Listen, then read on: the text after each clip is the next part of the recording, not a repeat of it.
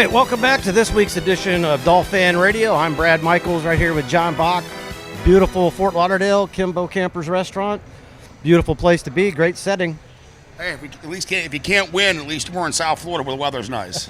My brother, it's 27 degrees in Chicago today, so I'll take this all day long. It's already getting cold in Chicago. Speaking of cold, the Dolphins have been nothing but cold pretty much all season. I mean, they got lucky, I think, at the end of the game on the opener in New England, because that's our only win, and it's been a 7-game skid since. But there's been several games that we've actually been in it to the end, including the Buffalo game up until about the last 5.5, 6 minutes. Yeah, for whatever reason, we can't close out a game. They've started okay in almost every game in the first quarter. Second quarter, they've done okay, and then the second half, they're not finishing football games right now. It's very frustrating and very disheartening because that defense played well enough for us to win on Sunday. A little help from the offense, we could have won that game, and the Bills probably did overlook us a little bit. But it's just disheartening. Well, I think you're right. I think that, as you said, I think the Bills did overlook us. We came in at 1-6. The Bills were cruising along with only 2 losses. Probably, in many people's opinion, the Bills may be the best team in the AFC, if not the NFL. They're in that top tier, of course. The best team in the AFC, for sure. Kansas City's fallen off, but other teams are doing well. But that was a game that we should have had. I mean, really, the way the season's gone, you're 1-6 football team, you got to find a way to win that one. Well, and Jeff Cross, former defensive end for the Miami Dolphins, he said it best on Facebook. He said he thought this was the best game that the Dolphins had played actually all year, considering the competition and how close we had the game up until the very end when it kind of got away from us. But I told him the thing that stood out to me, and I just told you before we started the show, the thing that stood out to me was these guys are professionals. They've been playing this game all their life. They know the plays. And just because the plays change a little bit, the playbook changes a little bit when you get to the National Football League, you still know, or you're supposed to know, where you're supposed to line up. You're supposed to know if you're going to go in motion and where you're going in motion and when. And we had 3 plays in that game where even Tua didn't know. He's not out there directing traffic and telling the guys where to go. It was Mike Gesicki that was doing that. And in the middle of one of those plays, Gesicki was still trying to tell guys where to go, and he goes in motion, and Tua calls for the snap, and that's the one that hit Gesicki in the hip, and that was a turnover. It's unacceptable. It's so hard to watch where they're not practicing as much anymore. I get that. They're spending enough time in that meeting room, in the film room, and walkthroughs. This shouldn't happen. You shouldn't have once maybe every 3-4 games you have an alignment error or a motion error, but this is happening too often. And again, it reflects on the leadership of the Dolphins. It reflects on, are they spending enough time together as a unit, which we've talked about in the past. There's no excuse for that. And then to be on the road and have a chance to win that game and then just not put all the pieces together in the fourth quarter, that's completely unacceptable. And then that's why we're a 1-7 football team. And a game like that, you go into the game, you're 1-6. You go on the road to a good team like Buffalo. If you could pull out the win and you go to 2-6, that gives you a lot of confidence going into the rest of the season. Now, I'm not saying that the Dolphins are going to go on a run necessarily and end up at 11-6 and make the playoffs and then take a deep run into the playoffs. I think that's a far stretch. But that would have gone a long way in a confidence builder for this young team that technically the season, it's not gone the way that we all expected it to. No, we had high hopes for this. We had high expectations and high hopes for the franchise this year. We've been struggling. I don't know what purgatory feels like, but it kind of feels like if you're a Dolphin fan for the last 20 years, you're sitting in purgatory. Absolutely. And thinking about 20 years, I look back, and the Dolphins fans, we've all had – it's been horrible for Dolphins fans. You keep thinking that we've got a new regime in there, we've got a new general manager, we've got a new coach. We haven't found that franchise quarterback. We thought we had it maybe in Tannehill. He goes through 3 offensive coordinators in his first 3 seasons. That's never any good, but it's always something that seems to set this team back, and they just can't get it right from the front office all the way down. I mean, we can't even find a running back.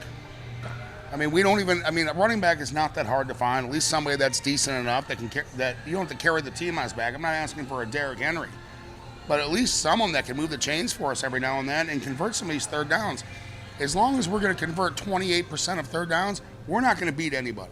Well, and that converts to pretty much a 250 win percentage, if that high, when you can't convert the third downs. I would hope for a 250 winning percentage right now. That may be all we can hope for this season, John. You know, and we talk about that. The biggest problem, other than, of course, the alignment problems and not knowing your assignments and knowing where you're supposed to go, the other problem is on the defensive side of the ball. The defense can't get off the field on third downs, and the offense can't stay on the field on third downs. And we've been talking about that all season. And it reared its ugly head again against Buffalo, and it really cost us the game. It did cost us the game, but the defense played well enough. They were 48% on third down. They've been at 52, which is one of the worst teams in the league, so they got a little bit better against a good Buffalo franchise. But the more that you look at this, it is a comedy of errors year in and year out. Whoever we're taking just isn't the guy.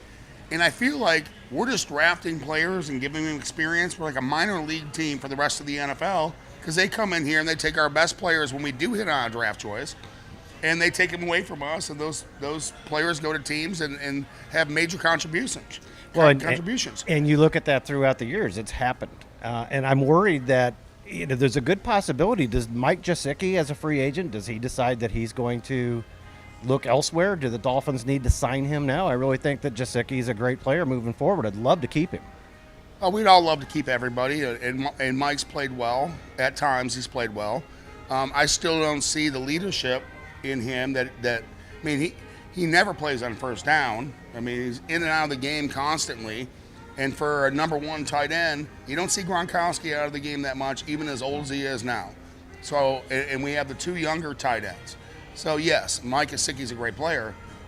I don't know if he stays or not, and I don't know how much he's going to want. I mean, some team might be willing to pay him an exuberant amount of money because he has talent. But at the same time, I mean, look at what happened in the game. Finally, we started going back to the slant route to Devontae Parker. Sure. We haven't ran that play in 5 weeks. And it now, works. Because Devontae's been hurt, but we were moving the chains, but then we got lazy and we kept running the same slant play. I mean, it's like that whole Peyton Manning thing where Tom Brady talks about where they went into this power protection, this movement protection, and he really liked what Peyton Manning did. He goes, he's got the dig. Well, and then Tom Brady goes, what happens if you cover the dig? He goes, why is it called dag then? I mean, we have no counter to what we're showing you. So we're having great success running the slant to Devontae Parker, but then we don't have a slant corner, we don't have a double move, we have nothing off that. So everyone's jumping on it. We go to it the fourth play in the row, and we almost get it picked. Yeah, and that's been a problem. And the other thing that I notice, and I think this comes down to coaching. Coaches are supposed to make adjustments in the game. You hear everybody talking about how you script your first 10 or 20 plays, and you make adjustments from there. I don't see our coaches on either side of the ball making those adjustments, and they don't even seem to make adjustments very well at halftime. See, I always made two scripts. I'd have a first half script and a second half script, and with completely different formations, movement, and everything else. So I would show you one thing in the first half, and I would show you something differently in the second half, unless they were doing something that I had to make an immediate change for. So I'd script 10 plays for the second half that countered everything I was doing in the first half. We're getting worse in every game in the second half. Yeah, we're playing worse. So we're not making the halftime adjustments. We're not setting anything up in the first half that we want to be set up, and the record's reflecting that right now. We're a 1-7 football team. Nobody knows how to fix this. Everyone's on the hot seat now, and especially Chris Grier. I mean, Greer's the one that put this team together. The buck has to stop with him. Absolutely. It doesn't stop with Ross. Ross is not in the day-to-day operations. This falls on Grier, and Flores. Flores isn't making enough halftime adjustments. No. And Greer's not getting us the right people on the field. And the problem on the offense, I still think that this experiment, having two offensive coordinators, and of course they changed that up a little bit It used to be you had you had one offensive coordinator up in the booth. You had another one down on the sideline. That one on the sideline was given the play to Charlie Fry, who was then calling it into the quarterback, and they thought, well, that's a good language thing, the quarterback speaking to a quarterback. They finally stopped that. But you still have two offensive coordinators, and I've always said if you've got too many cooks in the kitchen, you got problems. And I think that might be a case with the offense. And Flores doesn't seem to be catching on to that it's not really the best idea. Well, there's a saying in the NFL where everybody says we have a great backup quarterback. And the reality of it is if you have two of something, you probably don't have one. And right now we have three guys calling plays, which means we probably don't even have one that can really call plays. Because I can understand relaying it to a coach on the field for the call. That I understand. Sure. But when there's another guy involved in that mix, it's a sentence game. And that's the old word game where you pass the word to 30 people, and by the time it gets to the right person, it's the wrong word. Sure. And I think maybe that might be one of the disconnects is the offensive coordinator up in the booth when he calls the play down to the field, is the OC on the sideline, is he vetoing those calls potentially? You've got the quarterback, I think, with the ability, if you look at the defense and you see that the play that you're going to run isn't going to work based on what you're looking at on defense, you can call an audible. But at this point, I don't even see that they're calling audible, so I don't know what's going on with this two offensive coordinator system. It's just not working. And then you've got the offensive line coach in his first year as an offensive line coach. And that offensive line was a mess, but now that they've moved Jackson inside to guard, you've got Eichenberg sitting out there on the outside at tackle position. The line actually looks a little bit better, and I think we might have Michael Dieter coming back soon. I don't know exactly when, but eventually. Well, in the deal with the coordinator, I've never been on a team that had two coordinators, and usually the defensive coordinator and the offensive coordinator are on the field. Sure. So they may take suggestions for the box, but when it comes down to them, they're going to make the call on the field that they see is right. How are these two guys getting along? Are they even on the same school of thought? Because even when I've coached teams and everything else, people may disagree with me, but it lives and dies with me at the end of the day. I wouldn't want to be in a co-coordinator relationship with anybody.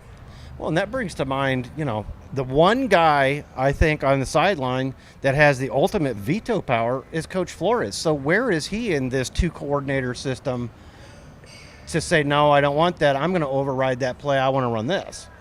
That doesn't happen very often. You hire your coordinators to do their job. I don't know why you hired two. That's just, in my opinion. I've heard of a run game coordinator and a pass game coordinator. Sure. But that doesn't even really work because the two guys got to be in the same play, and the one guy goes, look, I know the passing game really well, and you know the running game really well. I trust you, you trust me, and we work back and forth. But we don't know what the relationship is with these two coordinators we have right now, and it's still getting kicked out to Fry, who's the third guy with his input.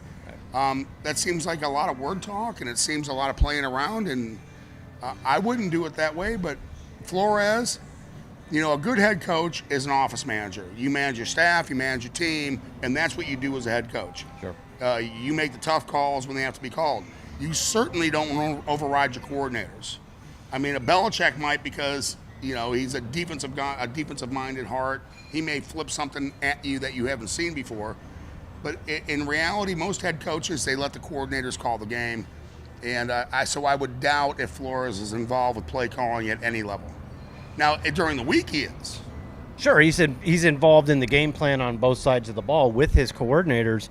But like you said, I think on game day, it's clock management, it's situational management that requires him to step in and make the hard decisions. And speaking of the hard decisions, we see this week, and you're hearing it. You see it you see it in social media. You hear it on the streets when you talk to people about this team. And I just this morning at breakfast, I'm checking out, and the gal asked me what I'm doing down here in South Florida. I told her, and she said, "Well, what is going on with them?" And every week after the loss, we hear the same thing from Coach Flores. It's on me. That's all we hear every week. 3 words. It's on me. And it's starting to get old because, yeah, of course it's on you. Well, it's easy to say that. It's very easy to say, hey, the loss is on me. The buck stops here. But we know with politicians and everything else, the buck doesn't always just stop there. I mean, you're not doing whatever you need to do to rectify the situation. And the team, you were a candidate for Coach of the Year last year. You were 10-6. They were 10-5. 10-5. 10-6 overall. 10-5 going into that Buffalo game and needed that win. So. And you've turned that into a 1-7 with your quarterback back, and a lot of good draft choices, and Waddle's playing great. Jasicki's playing good enough. The running game, I didn't like the combination he had earlier. You got Myles Gaskin back. He did 3.1 yards a carry this week. Still didn't get enough touches at 12 touches. And even with all that happened, we still were in a position to win that game in the fourth quarter, which against a very good Buffalo Bills team. Yes, and so that brings, and it's reflecting going into this week's game, because if you look, and I don't like to really talk about odds or the odds makers, but it is something that's talked about in the National Football League now, especially you got a team in Vegas. Obviously, it impressed the bookmakers in Vegas because they've got the Dolphins at 7-point favorites with Houston coming into town this Sunday. After the trade talks and everything else? I mean, how can you even, if you're a Texan, how can you even line up right now? And more or less Miami. They let this Deshaun Watson trade, which we talked about multiple times, we knew could not happen by the trade deadline. No way. And you brought this chaos into this organization that's already unstable. We weren't the Patriots that could handle this amount of distraction outside of the building. And sure enough, everything fell apart yesterday. You got the owner, Ross, calling Deshaun Watson at 3 o'clock in the afternoon. For what? To say you didn't trade him? Just, hey, but we like you, and maybe next year we'll get something done. It's a whole new trade at that point. Yeah, it completely changes, and the price is probably going to go up because you're going to have multiple I think the price suitors. goes down. I mean, he's another year burned off his contract. Unless he's ready to restructure and sign an extension, he's got, 2 years left on his contract then. I'm not trading 3 picks or 4 picks and a player to get 2 years. And then they have to, and then if the guy does do well, then he's going to ask for $290 million for 4 years or whatever it is. This organization mishandled that trade.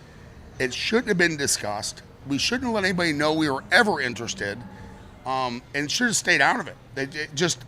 Anybody with any common sense knew, with 22 pending allegations and 12 criminal pending allegations, you could not make that trade happen by Tuesday. And then now the Dolphins have been accused of tampering with witnesses. Yeah, and you made a crap show out of all this by going after a player that's top 5. Okay, he's okay. It doesn't mean he's going to come in here and save the franchise. Absolutely not. No. Could have had Brady. Could have had Brady, but I don't know if Brady would have stood up right behind this offensive line.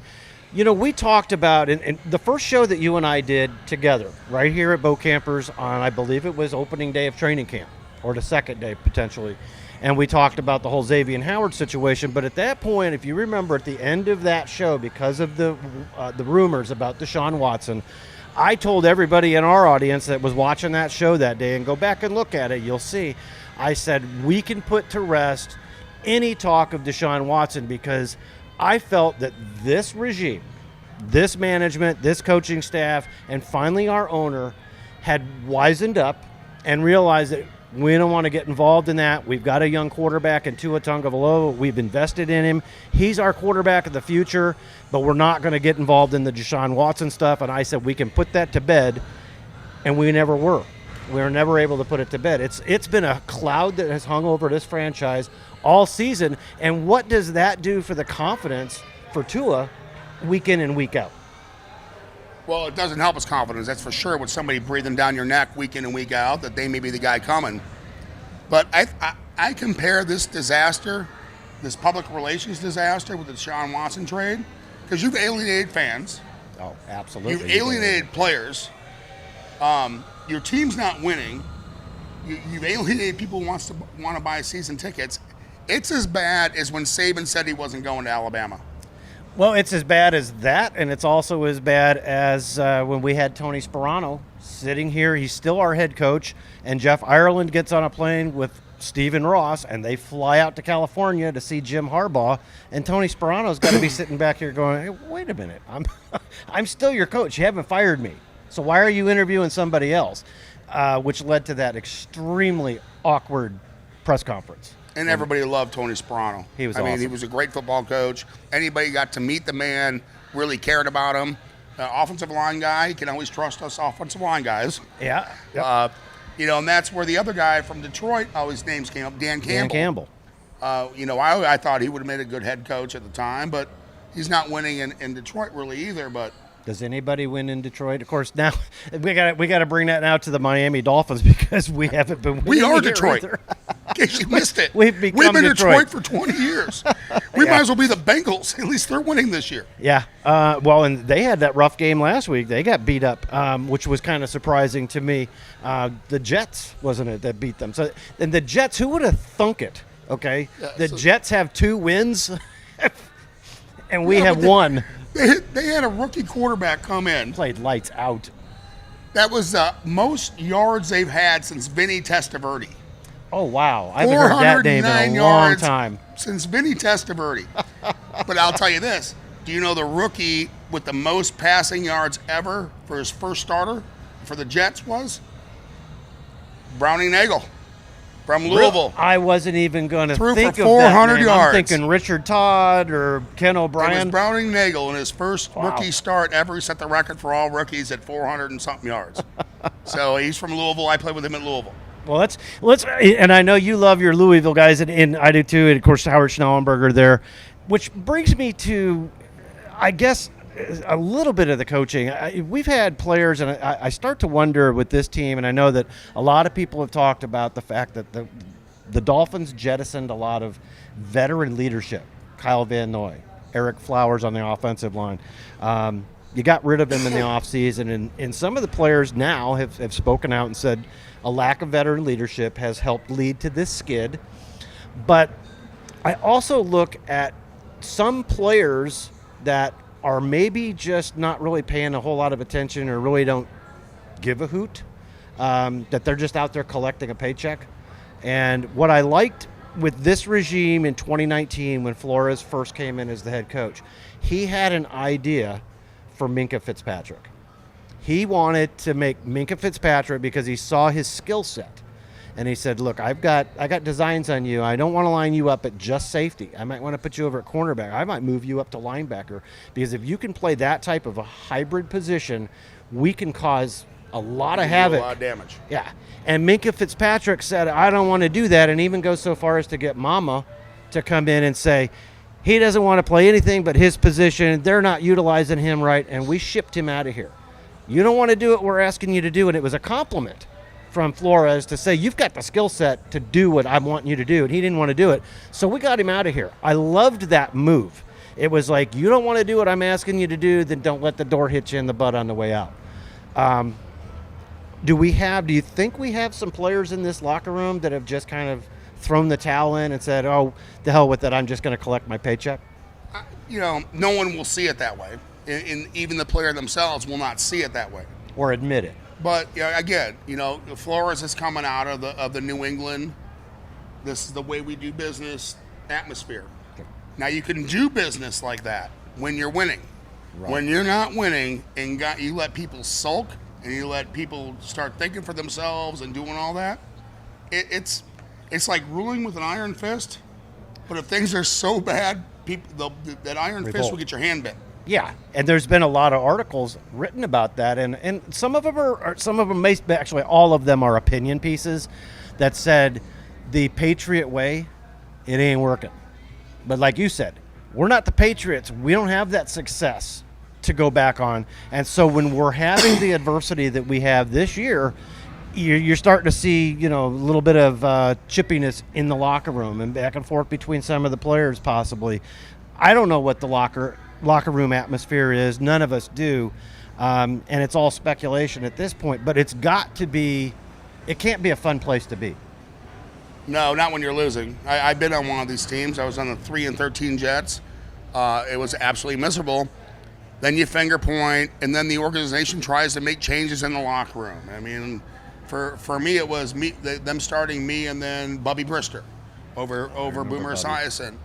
And they thought that would be the change. And it was good we probably got 2 more wins out of it than we should have. But it's a hard juggling act with the locker room.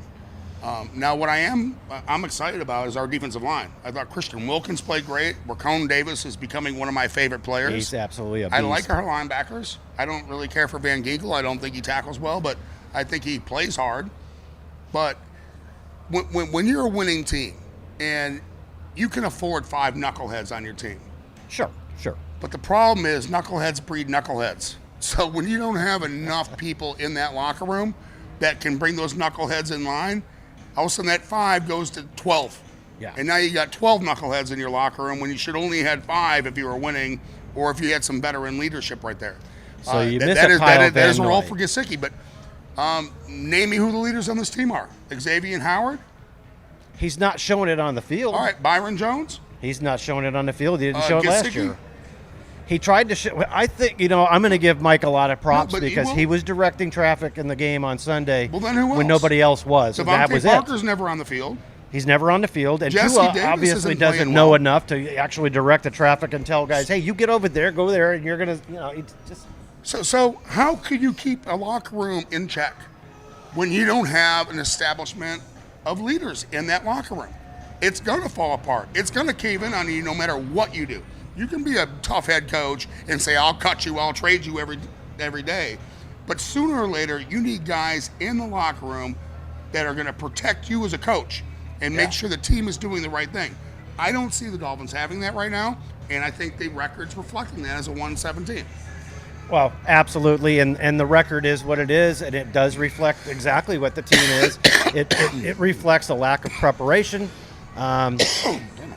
It reflects. It just reflects that there's an awful lot of problems in this organization, and I don't know if the answer is at the end of the season we get rid of Chris Greer, we start over, we fire Flores.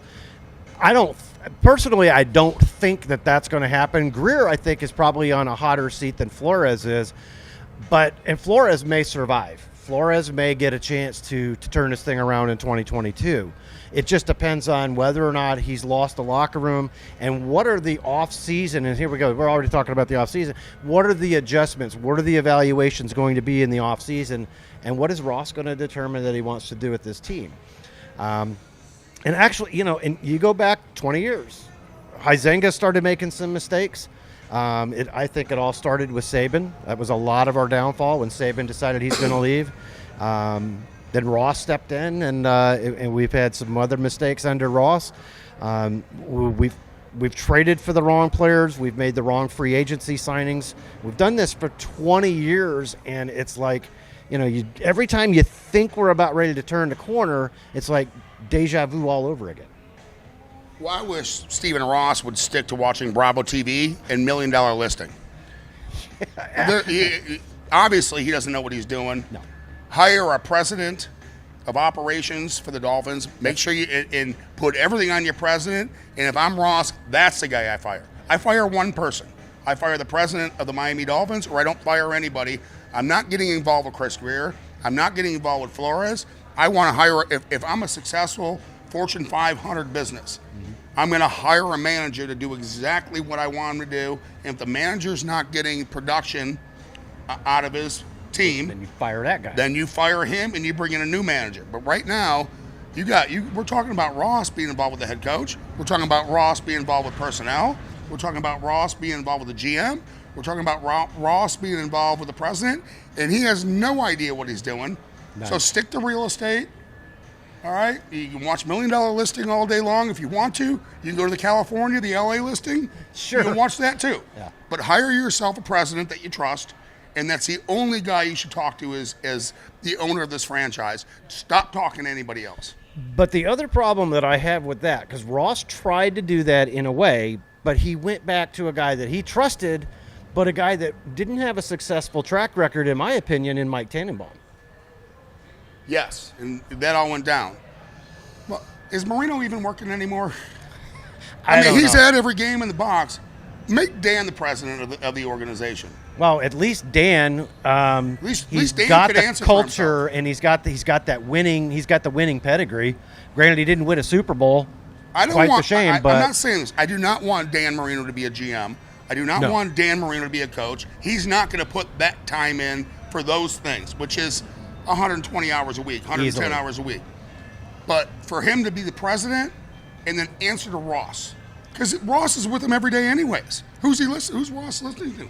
He's probably listening to Marino. Yeah. So just hire Marino. That would give everybody a lot of confidence in this franchise. And then have Marino make the tough calls. Because everybody would, if Dan Marino took over as president of the Dolphins, and first day one, I'm firing Chris Greer. Oh, absolutely. Nobody would say a word. Absolutely. Right now, if you have Ross do it, he's putting himself in the equation. He's becoming like a Jerry Jones. Or a Daniel Snyder. And we've talked about this before too. It doesn't help a football team when your owner is meddling in the football business because he's a rich guy that was able to buy the team because of his other career. Ross is a real estate attorney. Stick to your real estate. Hire a guy like Dan Marino. I mean, Denver did it with John Elway. John Elway is the president of the Broncos, and okay, they're having a few problems this year, but in the last several years, but they won a Super Bowl recently. 5 years ago or whatever it was. So it works when you've got a guy like an Elway or a Marino who's had success on the field. They know what that winning formula is, and they can bend the ear of their general manager that's handpicked by them, and then you've only got one person that's reporting to the owner of the team, and I like that idea. I think John Elway's done a great job in Denver. Absolutely. And I love his dad, Jack. The only reason I'm in the NFL is because of his dad. His dad called everybody on my behalf to help me get back and get in the National Football League. So I love the Elway family. I love John Elway. I love what they're doing out in Denver. But, I mean, there is no one steering the ship right now. There's not a captain of the ship. I mean, I can't even tell you who the president is. Who is the Dolphins president right now? Isn't it Brian Wiedmeyer or whatever his name is? I think he got fired. I love Brian, but I think he got fired. Did he? I couldn't tell you. I'll have to look up the front office personnel. Well, it's on the website. That's a problem right there, don't you think? That we're talking about the owner, not the president of the Dolphins, when we're talking about making a move in-house of how you're going to reallocate resources. I mean, why would they move the complex to the stadium? You're not even thinking of your players. The reason the complex was in Davie, Florida, was because you could raise a family there. You can't raise a family in Miami Gardens anymore. No. So that means everyone's driving an hour and a half to work. I mean, it takes you an hour just to get from Weston to Davie. Oh, yeah. In the morning. So if you're going to live in Weston, Pembroke Pines, and try to get down to Miami Gardens. Now you got to drive all the way to the stadium every day in that traffic. So your guys aren't even spending enough time in the building. They're spending more time in traffic than they are in the building. Well, and the last game that I went to, which was the Atlanta game, we pulled in there, and I have a yellow parking pass. So my buddy that I go to the games with, his friend had an orange parking pass that he wasn't going to use. He gave that to us. So we go in onto the orange side right next to blue, and we're trying to figure out where we can go. Now, we're there an hour and a half, 2 hours before kickoff. Now, I know a lot of people go in there and tailgate, but they had it roped off where you couldn't get down, and there were plenty of parking spots down those rows. And the guy that was in charge of the parking, one of the supervisors, he came over there, and he was talking to us because Adam was getting out and going to go move the cones. And this guy comes over there, and he said, "You can't pull down here." And he started yelling at us about, Mr. Ross, this is all going to be the racetrack, and you're not going to be able to park here anymore. He wants everybody Ubering and lifting in here because he doesn't want tailgaters here. Well, that is the only thing we got going for us the last 20 years is Miami Dolphins tailgate well. The fans do a great job. It is a fun time. I would rather go to the tailgates lately than go to a game. It's the only fun we have. They're building the tennis court. They're building the racetrack. They put the complex there. That place was hard enough to park in to begin with. And this ain't. We're not in New York or somewhere. We don't have elevated trains. We don't have any of that to move the amount of people that we do in and out of the stadium. It can't be done. That's why the Marlins can't put anybody in the stands. You're at the end of the world when you go to a Marlins game. You can't get in or out of Dade County. So, again, I understand why Ross is doing it, But just like with the Deshaun Watson trade, just like the management style that we've had in this organization for the last 20 years, it doesn't make sense. It's not working. I get you want to make more money with a racetrack, but you have to have a viable solution on how to do this. Oh, Tom Garfinkel, that's the president of the team. Now, Brian Wiedemeyer was back a long time ago. You know, the 6 years ago, 5 years ago, I was in Cuba with Tom Garfinkel. Okay. And he was a nice guy. Yeah. Back to Ross and the stuff. I understand he wants to have more things down there at the venue, at the stadium. So you got the racetrack. I never did understand why you bring in, what was the fascination of giving an ownership interest to the Williams sisters, to Mark Antony, to all the other, what was the point of that? Was that to have them attract more of their friends in the entertainment business to come down and perform concerts and halftime entertainment and pregame entertainment? It seems like Ross has decided that this is more of an entertainment venue than a football team. Well, that's a big problem he's having right now because it's been a clown show. Yeah. We're all disappointed. We're all disheartened. We're all true Dolphin fans. We want to see this organization win. We're excited when they do win. It's just, he's got to hire somebody that's in control of football only. And even Tom Garfinkel, he's a business guy. More of a business guy. He's not a football guy. And which is fine because you're talking about team president of the Dolphins. So create another role. I mean, don't make him, roll the Dolphins into another LLC or whatever you got to do. Something. And make him the control those businesses, which is the entire venue. Right. That's fine with me. But then as football far as operations is decisions, football operations. I want a football guy in there that knows what he's doing. Chris Greer and Flores are not working well together right now. No. There's been dissension. You're talking about the trade with Deshaun Watson. You talk about now that the rumors came out that Flores really wanted Justin Herbert and didn't want Tua. I feel bad for Tua. Again, I wouldn't have drafted him. I would have traded that pick. I didn't think he was high enough to go there. But you made the decision, so you have to live with it. You can't be with the one you love the one you're with, and they're not giving him any love, and we're not winning. So no, and you've got to wonder about his confidence level. But, to Tua's credit, I think he's actually handled himself very well. I think he's played well. He makes some what I still call rookie mistakes because last year was a totally different season than any season we've ever had. He didn't have a regular training camp. He didn't have mini camps. He didn't have a whole lot. He didn't have OTAs because of COVID. But he's still making mistakes. And I still think he's a rookie. He did not get that extra work that he needed last year, and he even admitted he didn't understand the playbook. Plus, had Chan Gailey as his offensive coordinator last year, and technically speaking, he's on his third offensive coordinator in year 2 right now because we've got 2 this year. Well, and Chan's a friend of mine. And I've coached with Chan, and I played for Chan. Chan dumbed down that playbook. That playbook was from 1990s. And Tua still couldn't figure it out. So I don't want to bash on Tua today. No, I don't. I don't think this loss is his fault. I don't think the Atlanta loss was his fault or the Jacksonville loss. But he's playing just good enough to get you beat. Yeah. And that's kind of where we've been going with him. But there's no continuity in this organization right now. The whole trade thing for Deshaun was not the right way to go. That was a nightmare. And it created a situation that we shouldn't have dealt with this year.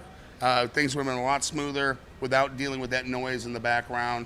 Because now everybody knows, if they're going to get rid of Tua, maybe they'll get rid of me. So why should I care about this team? I'm not going to play hurt. My contract's up next year. I'm going to take a week off. Because if I get hurt playing for this franchise, they've already demonstrated to me that there's no loyalty. Exactly. Yeah, you don't have loyalty to the guy you drafted with the number 5 overall pick.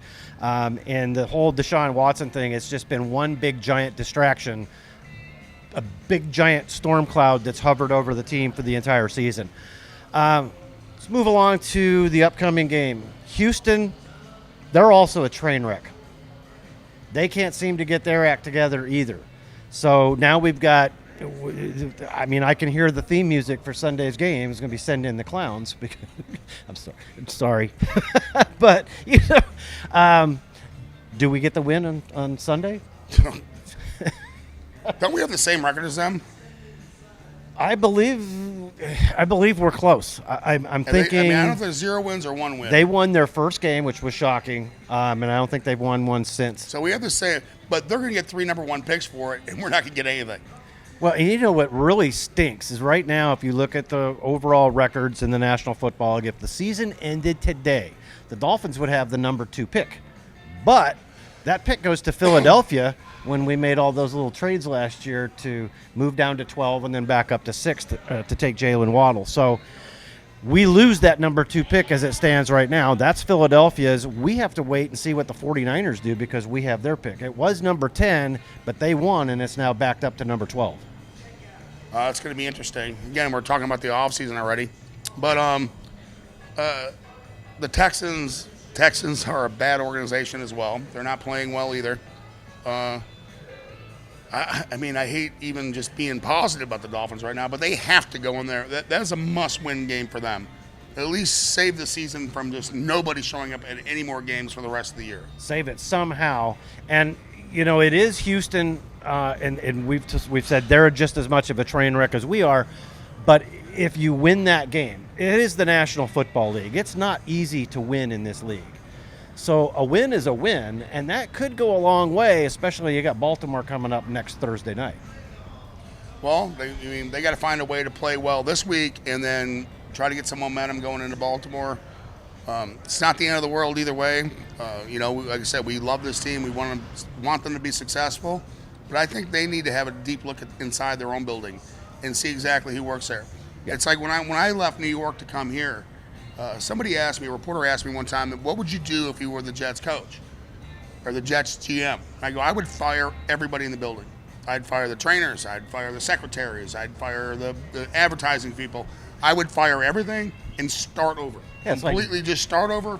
If we're not a winning franchise, you might as well be a startup franchise. Well, it's like you got black mold in your house, you get rid of it all. Carolina Panthers went to the playoffs their first year as a startup. Playoffs? Don't talk about it. Playoffs? You kidding me? Playoffs? I just hope we can win a game.